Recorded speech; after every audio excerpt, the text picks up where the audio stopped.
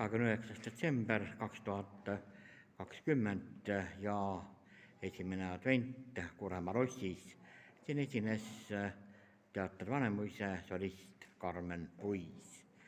Millise meeleolu ise Kuremaa Rossis kaasa võtsite? Siin on juba tõeline jõulumeeleolu selles mõttes, et kogu see valgus, kuuskon ja kõik on olemas, mis on esimeseks advendiks ja jõuluootuseks nagu vajalik, nii et see meeleolu on hea ja väga tore soe vastuvõtt oli, nii et see meeleolu on tõesti, lubab juba jõulu ootama hakata.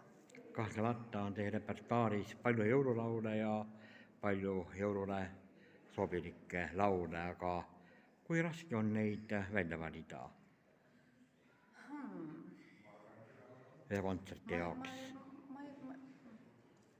Ma ei oska öelda, ei ole väga raske, sellepärast et on teatud asjad, mis nagu sobivad hästi ja ma enamasti või ütleme tegelikult, kuna ma ei tee ju seda kontserti üksi, ma teen seda koos oma hea sõbra ja kontsertmeistri Jaanika Rantsirbiga, siis me koos mõtlesime, et mis võiks olla see kaunis muusika, mis see sobiks ja mis oleks meile endale meeldib ja mis võiks ka publikule midagi pakkuda, et see valik tegelikult tuleb umbes nõnda.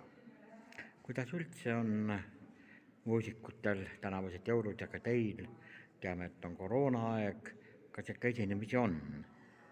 No, me võtame tegelikult hetkel praegu, ma arvan niimoodi, et iga esinemist nagu potentsiaalselt viimast, sest et me ju tegelikult ei tea keegi, mis järgmine päev või järgmine tund tuua võib, et eks ta selles mõttes keeruline on ja ma kiidan väga selles mõttes, et Eestis on hästi tore, et me oleme tõesti nagu oaas, et me saame teha muusikat, et me saame päris elus seda teha, et see on erakordselt tore ja me loodame, et kui inimesed on vastutustundlikud ja me püüame nagu jälgida mingisuguseid reegleid, mis aitaks meil seda elu niimoodi avatuna hoida, siis ehk me saame jõuluni välja teha seda või kauemgi.